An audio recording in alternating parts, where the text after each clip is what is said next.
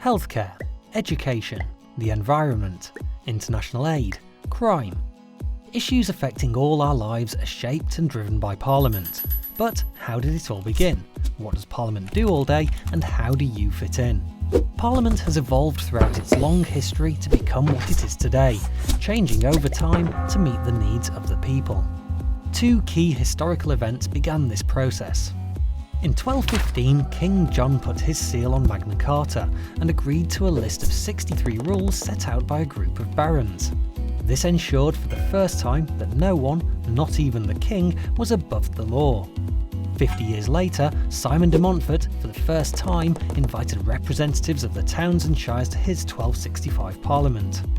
These events established the foundations for the representative democracy we have today, and from this point onwards, the power to make decisions for the nation passed, over time, from the monarch to Parliament. Let's take a closer look at the UK Parliament today.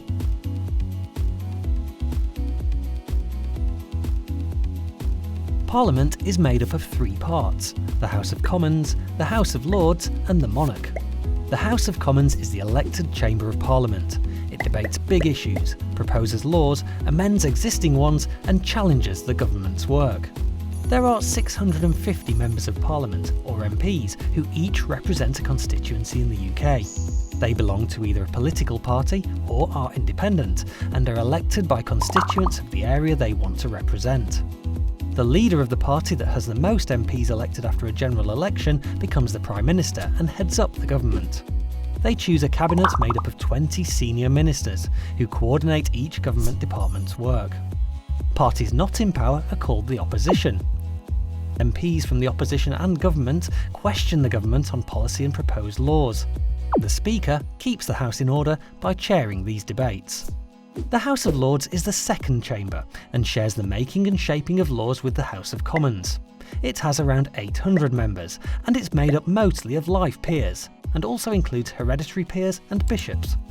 Lords are selected for their knowledge and experience and hold government to account by using their expertise to look at laws and issues in detail. The monarch's role is mainly ceremonial. They meet the Prime Minister once a week to hear what's going on in Parliament and formally agree every new law. But that's not all. There are also people working behind the scenes who support the work of Parliament: clerks, librarians, researchers and many more. The government has been elected to run the country, and Parliament holds the government to account for us, the public. But how? Prime Minister's questions and ministerial questions give MPs and Lords the opportunity to challenge the government's policies. It's in these debates that they can share the views of their constituents and the public and how new policies may affect them. Another important way Parliament can scrutinise or look in detail at the work of government is through select committees. Select committees analyse and scrutinise policy. They're made up of either MPs, Lords or a mixture of both. Together, committee members look at a particular subject and make recommendations on improvements. Witnesses with expertise in the area under scrutiny are called to give evidence, which is used to help shape the committee's inquiry. Members of the public, like you, with a view on the subject can also give evidence for consideration. At the end of an inquiry, a committee writes a report with recommendations that the government usually responds to within 60 days. Both houses in Parliament share responsibility for making and shaping laws. But where do laws come from in the first place? A bill is a proposal for a new law, or to change an existing law, and comes from lots of places, like governing and opposition parties, public inquiries, civil servants or campaign groups. So how does an idea get turned into a law? Imagine the government wanted to place greater controls over the internet. A proposal called a Green Paper is published, which presents the government's ideas for future policy. This is open for public discussion, with interested groups like internet service providers and others likely to be affected. Once findings are gathered, a white paper is published, which outlines a firmer plan for government policy. Cabinet ministers must agree whether the proposal is taken forward. Once agreed, a bill is drawn up, and the minister responsible for the policy introduces the bill to Parliament for debate. MPs and members of the House of Lords comment on, debate or amend the bill through several stages, and at the end of the process, apart from very rare circumstances, it must be agreed by both houses. It's then passed to the monarch, who gives formal approval, or royal assent, and the bill becomes law, called an Act of Parliament.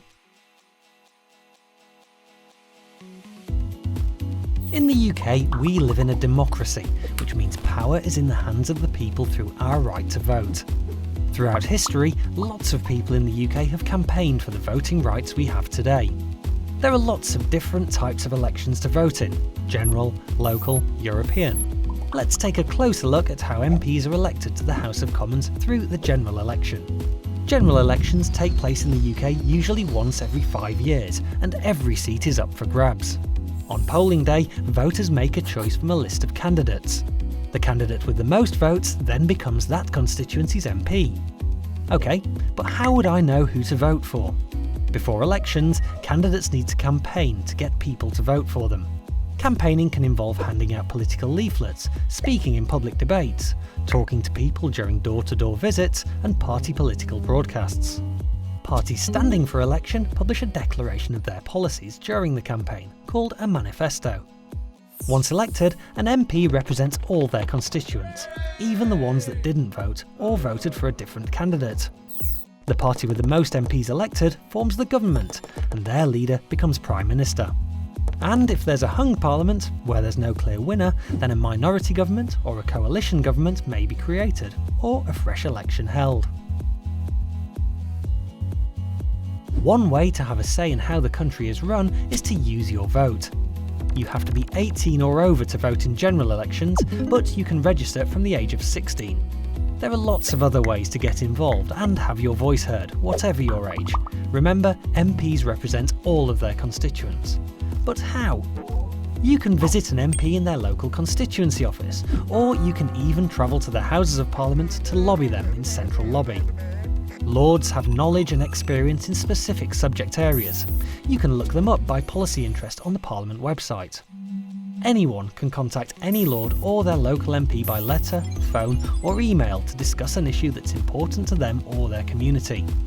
Sometimes though, there's strength in numbers, so to get your voice heard, you could join the youth section of a party or the UK Youth Parliament.